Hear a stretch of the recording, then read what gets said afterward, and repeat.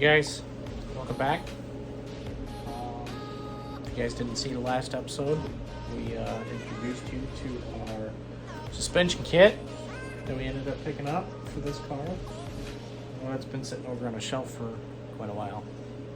So, started getting we got the subframe all squared up, and then started putting our full suspension on. I didn't quite get all of it on last episode. It was already a long episode as it was. So I thought I'd just recap the entire front suspension that I got, and I'll end up putting a part number in here for you guys of the exact suspension I picked up. Like I said in the previous episode, tubular upper and lower control arms, sway bar front and rear, coil springs, and new Fox tune shocks. A couple things I didn't touch on was this kit also does come with the Hotchkiss subframe connectors and rear leaf springs. I think I touched base that we're going to stay with the leaf spring car. So I got a little bit more on here, so I will go through now and kind of give you an up close and personal shot with it. So I'll take you down here. So what this is the Hotchkiss Tvs Suspension Kit, total vehicle suspension system, and comes with tubular lower control arms, coil springs, the upper tubular control arm, Fox tune shocks underneath, this big fat, I believe it's a 1.347 inch front sway bar, just massive compared to the factory one, which I believe is just under an inch. It's probably a 1 inch suspension or sway bar there. Yeah, ended up getting both sides on here, and we are going to today bust into getting those spindles, getting something on those spindles here. As you guys seen before, I went to a QA1 repops these spindles.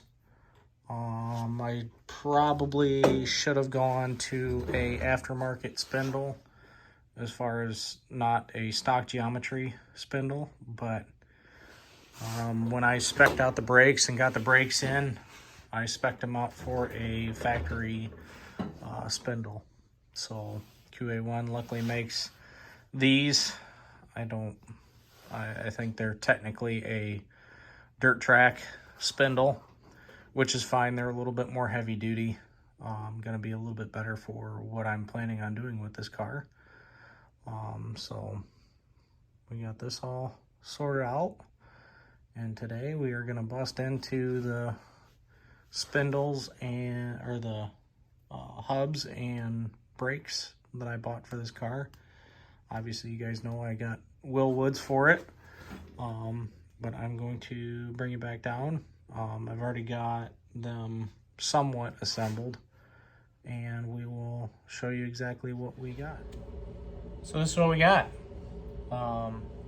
Excuse me if my face drops out of picture, but this is the whole meaning where you're looking right now. So you don't need to see this. This is way more fun. So what we got is it's a Wilwood front disc brake. These are the 12.19 inch rotors, and these are the Wilwood, I believe they're the Dynolite 6 piston calipers. That's what we're going to go with on the front. Comes with Wilwood brake pads. We ended up having to get a couple new hub bolts there, but that's what we got for the front end of this car. Should be plenty for now. Eventually I'd like to go up to a bigger rotor here, but I think for the power range that we're planning on putting into this car, it should be sufficient. Like I said, we're going 6 piston in the front. The rears, you'll see when I get to those, I'm going a 4 piston, same size rotor.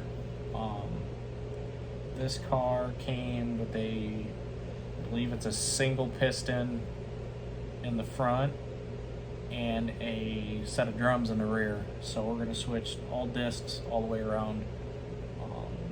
Should give us plenty of stopping power for the power range we got. So this year plan is to keep the motor stock for the most part, different intake, different exhaust, but leave it together, leave the Miracle inside of it. So these do come in pieces. I went ahead and I already assembled them. So you got the hub, you got your studs. This one is drilled for a different stud pattern. I believe the ones I got it in now are the factory location, so that's a 5x120.65. I don't know if I'm going to keep it there or not. Wheel selection for that pattern is a little bit sparse, and I'm kind of wanting to go down the JDM side of it a little bit for the wheels. So the 120, and then the other holes are 5x114. I believe it's 114.3. Don't correct me on that. And so we might be switching to that, and with that we'll have either the axles in the back of the car either drilled for the new lug pattern, or we'll go ahead and just order some factory replacement axles. We're going ahead and assembled these, and then if you can see on them, you might be able to see them. See how I got some, I'll hold it up a little closer. See how I got some yellow marks on there? These are all torqued to spec, and the marks are on the mounting surface and the bolt.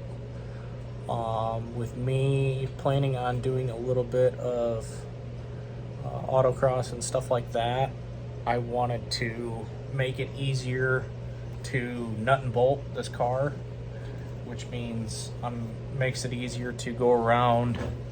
And if I see that one of these lines is not lined up with the bolt, then I know that bolt probably backed off. So that's the biggest plan right now, is to do that type of stuff with the car. We're obviously going to street drive it, but wanted to definitely go upgrade on the brakes. So that's what we're going to do. So I'm going to go ahead and start digging into my parts.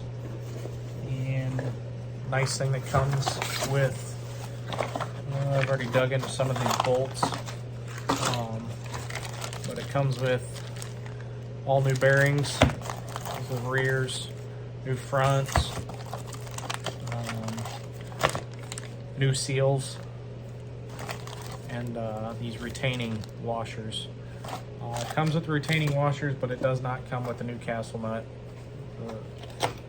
So went ahead and went to the local parts store and got a brand new castle nut and cotter pin for this. I actually got 2 of them, so I got left and right. Like I said, I'll dry fit this stuff. As far as the calipers go, we're not going to be able to put these on. That sucks. But we have to order some new wheels for this, and I want to get this thing back to a roller by pulling the bearings out and packing the bearings with grease. I got some Lucas grease over here. I get my gloves on, keep everything kind of tucked away, and I'll come back to you when I'm putting these bearings in. Okay, so I got myself all kind of organized. I'm going to start off by putting the back bearings in. I'll lay those down there. Use this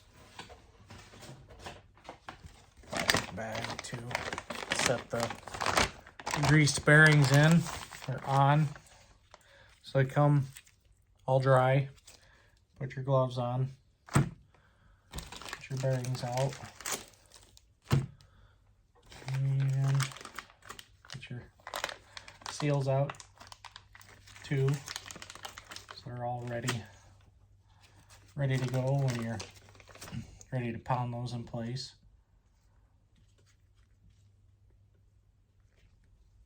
So, put those out. And I got my grease down here, my grease gun. So I'm gonna put some grease in my glove here. Now you can go and you can get a bearing packer. I mean, I know they're not really that too awful expensive, but this is the old-fashioned way I like to do it. So you take your bearings and you hold it. This is the skinny part. You hold it this way.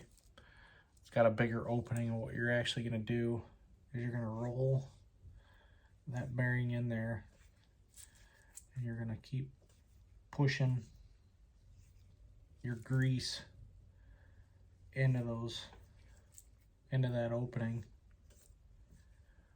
So you just keep going around putting grease in that opening there. Kind of smush drag motion. What that's going to do is force grease up in the bearings. Like I said, this is a messy part. You can actually see the grease just squeaking out the top.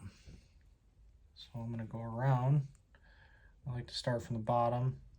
Now I'm going to go the opposite direction. Squeeze more in that top there. I don't know. To me, you can't hurt anything by putting more grease in these. Just go around, and we will take some just with our finger.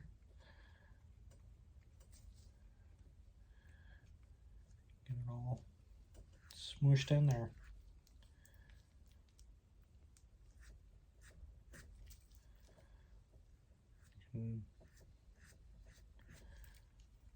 Like I said, you can go to Napa or any of your local auto parts store, and they sell a bearing packer. You can do that, or you can do it the way I'm doing it. So go ahead and move on to the next one. Just push it in there. Like I said, this is kind of the old way of doing it.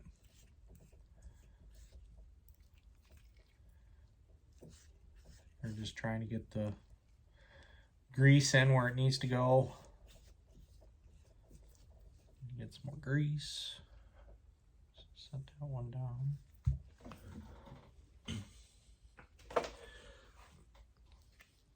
Put a little more grease on my hand.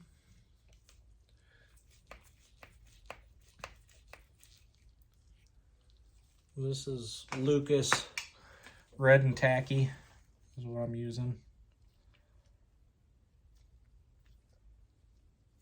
Kind of a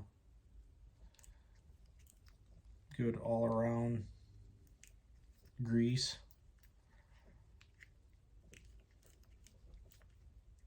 Run Lucas oil in a lot of my stuff, and been pretty happy with it. Actually making the switch in my diesel pickup truck out there pretty soon. It's a little more expensive, but you can get more mileage out of oil change. And on diesels, just tend to, your turbo spool up is a lot better. Just all in all, really nice. So got those all packed up. I'm gonna wipe my gloves off a little bit here. Like I said, you're gonna go through and re-clean everything anyway. I just don't want a whole bunch of it on my hands. So I'm gonna go and I'm actually gonna take a little bit on my finger. Bring this over. You'll see it's already got the race inside. For the inside of the bearing, I'm just gonna put a little bit of grease on there just to get it a little bit lubed up. To drop the bearing in there, and then let me cut back to you guys after I get this glove off, because I am going to knock this seal in real quick so that bearing don't go anywhere. Be right back.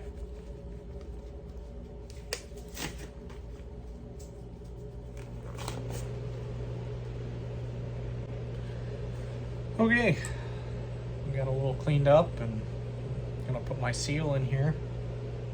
Just looking at the instructions. This side goes up. There's a concave side, you'll see. So you're gonna put it this way. Like I said, I don't do tutorials on how to do all this stuff. Just again, take your nice dead blow piece of wood, just so you're not going around and chasing yourself. Tap that all the way down.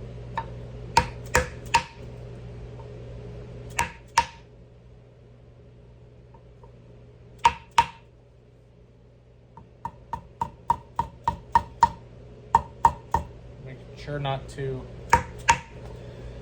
wreck that seal. That's what's going to hold your grease in. Make sure you get anything went in there, any trash or whatever. And yeah, seal's all in. So I'm going to repeat that process on the other one. I'm not going to bore you with that again. And get this installed. I'll bring you down when I go to slip this on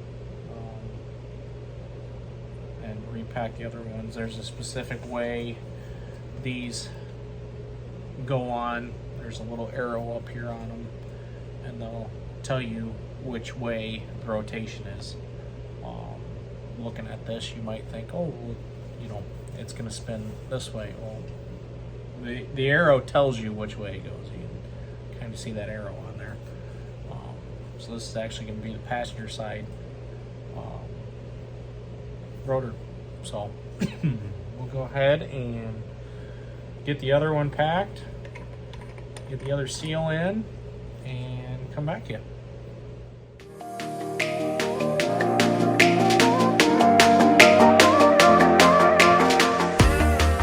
Okay. After you got all that packed up, you can't go ahead and put the brakes on yet. You actually got to put the brake caliper bracket. We're not going to put the caliper on per se, but the bracket's got to go on before your rotor goes on. So we're going to go ahead and grab my brake caliper stuff. Comes with your bracket, spacer for your bracket, and your hardware. So what we're going to do is, everybody has a different method to it. So we're going to go ahead and put your bolt in, put your spacer behind it.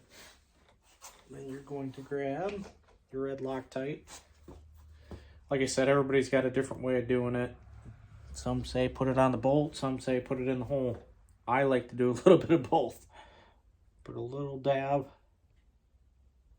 red Loctite right there in the middle at the beginning. And then I like to go ahead and start threading it in.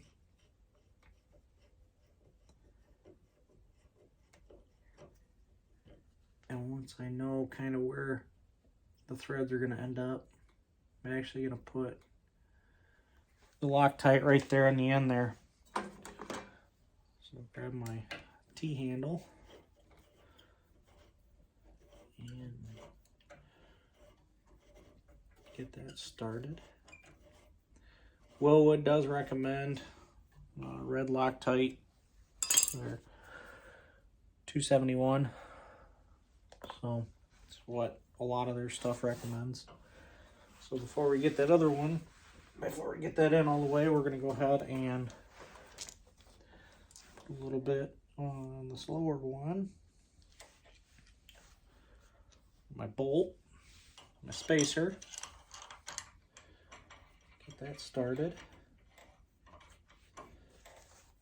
Put a little Loctite where the bolt's actually going to sit in threads. Take my T-handle again. Thread that one down. Like I said, I'm not a professional. This isn't a dedicated install video to this. You know, always go refer back to your instructions. So go ahead, and now we got our torque wrench. We're going to torque these to 40 foot-pounds per the manual. So start slow.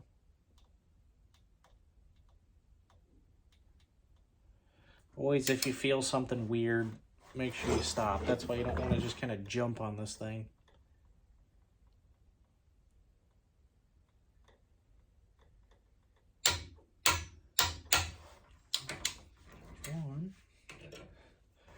Like I like to go slow when I'm doing torquing. I mean, obviously you're going to get a good torque spec anyway.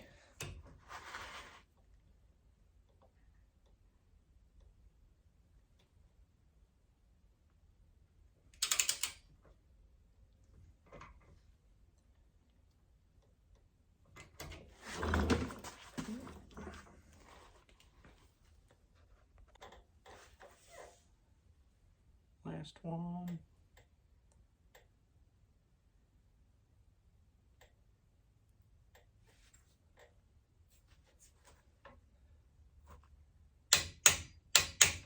Cheers. Okay, before we go about putting the spindle and rotor on, I'm going to go ahead and take a little bit of lacquer. This is a new spindle, but I did have some tape on there because when I was cleaning this edge up, I went through and I went ahead and sandblasted the whole thing and repainted it just to protect it from some rust, keep it looking nice. Just rag with some lacquer on there just to clean everything off. Make sure your seal back here's nice and clean, because that's where your grease seal in the back is going to sit.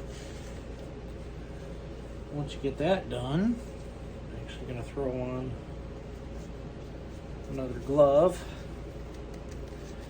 Always nice to have a bunch of gloves. Either go to, like I said, Harbor Freight sells a bunch of gloves. I think my wife just picked a box of them up on Amazon for me. Like I said, Wilwood is very nice and tells you there's a arrow point the main rotation of this. before we go ahead and do that, almost forgot a step. I'm gonna dab a little bit of grease on your actual spindle. Try not to get it on your threads, especially back here where that seal is going to ride.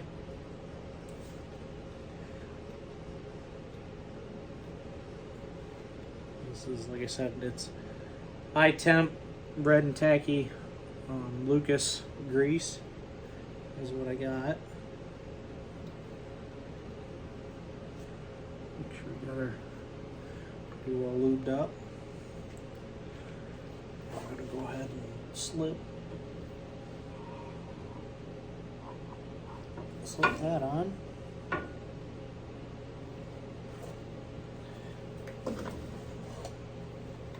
Make sure she is seated all the way. Looks like she is. So now I'm going to take the front bearing that I already packed. Turn to you guys.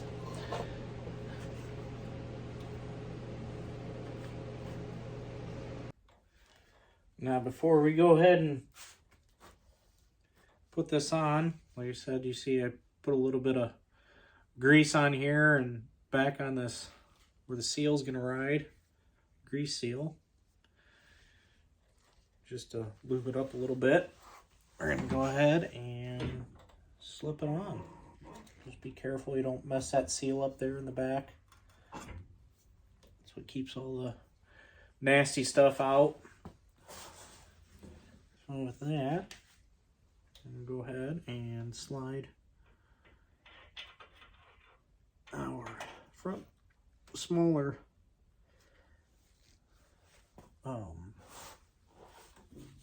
bearing in there. Go ahead and wipe off that grease I got on the threads. And then Wilwood actually sends you so this is what comes in the kit from, you know, if you buy a new castle nut. This is what Wilwood sends you. Wilwood sends you this. It's a little bit smaller. You can see it. So when you're installing this, take this one, throw it out. Use your Wilwood one. It's set up for their hub. So go ahead and slide that on. Take our castle nut. Brand new. Went and picked it up from the store.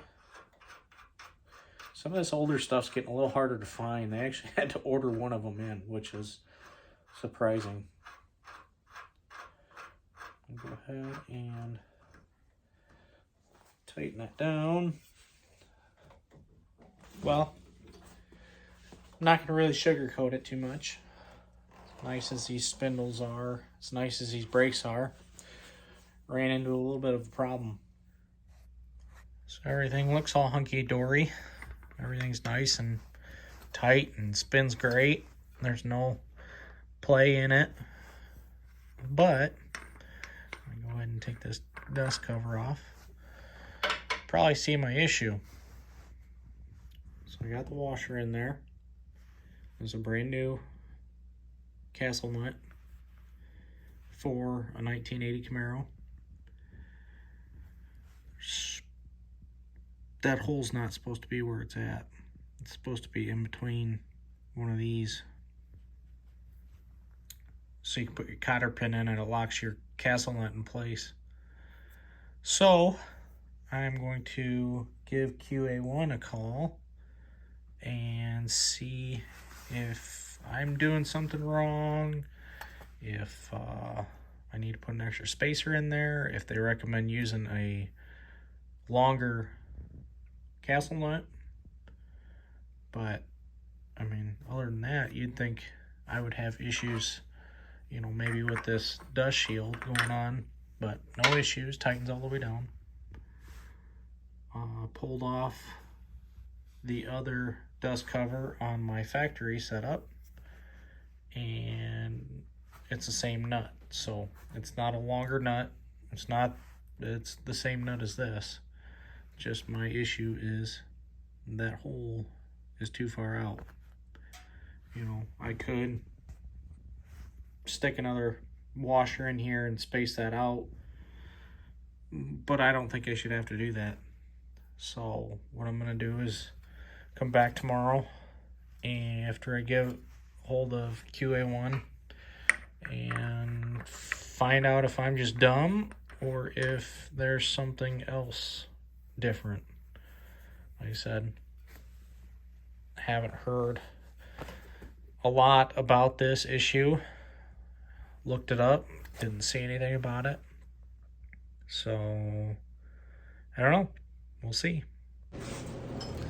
Okay, so I got off the phone with QA1 and then ended up calling Wilwood just to make sure that it's okay with their brake system. So what they told me to do was to use the Wilwood washer. Then they said either use a factory washer that comes in this pack, but the problem is with the factory washer, let's see if we can get this thing out of here. Factory washer, it's a little bit bigger. Let's see that. The problem with that is your dust cap. The factory washer won't fit inside your dust cap. So when you go to screw your dust cap on, that washer will be tight on your dust cap and you don't want that. You want it to be loose in there. So what I did is I went to the store, picked up some washers. They were the right outer diameter. They weren't the right inner diameter. So what I ended up doing was drilling those out to the right inner diameter so they fit over. These are actually the same outer diameter as the Wilwood ones. So I'm gonna go and put that one on. And hopefully it gets me to where I need to be. So, and then what Wilwood said was, on this particular one, I got a torque wrench here, was torque it down to 10 foot-pounds, which isn't much.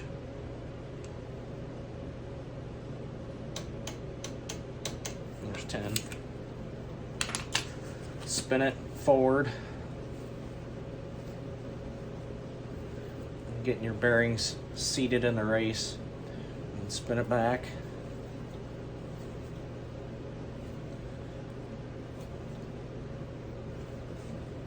And take your socket back. Break it loose.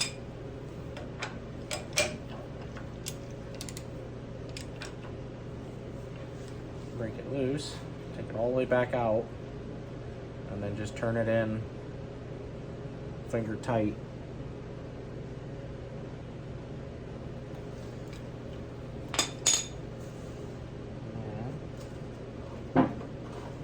Cotter pin when you have it. Cotter pin actually fits in there and works right. So take your cotter pin, bend your ears out on your cotter pin.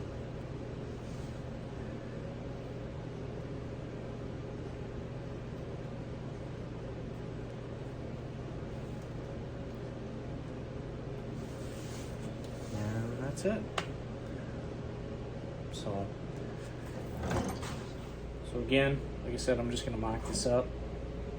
Again, on these, same way as the rotor. Got a little arrow on it. Tells you what side it's going to go on.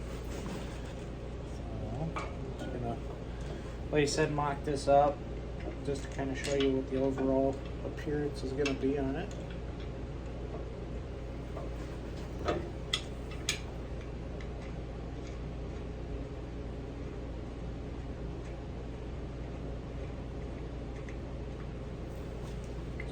Bolts in here temporarily. Obviously I'm gonna have some shimming and stuff to do when I get it. When I get the pads all dropped in and everything. So take you back and give you a shot. Well, that's what we're working with. Nice 6 piston. Should look great behind the wheels. Yep. Like I said, we might be changing the bolt pattern on this. I don't know yet, but nice clean setup. Some of you guys might say, oh, well, they painted this. Well, that breaks in, or they powder coated it so that when your pads go on it and you seat your pads, it'll only wear out where your pads go and the rest will stay nice and black. They won't rust out like everybody else's. So with that, like I said, nice 6 piston Wilwoods up front. So we got some 4 pistons for the rear, and yeah, I think we should be able to stop. So with that all on, I should be able to, next time you see it, I'm gonna get the other side all wrapped up, and we will go ahead and put the wheels on. Like I said, we won't be able to keep the calipers on, but go ahead and put the wheels on and get this thing back on 4 wheels again, which will be nice. So we can roll this thing out of the garage here tonight. We'll see you guys later, and like I said, like, subscribe, stay tuned for more content. We're starting to get a little bit more serious with the new stuff, so getting excited. No more sandblasting and painting the old stuff. Might be sandblasting and painting some of the new stuff, just because the coatings that don't come on them. But like, subscribe, I'm gonna quit my rambling and come back for more content. Check out my socials. You'll see sneak peeks. I believe I got suspension pics on there already. I'm probably going to put some brake pics on there now. And yeah, Instagram. Check me out on Instagram. And usually my socials are in the description below. And yeah, come on back.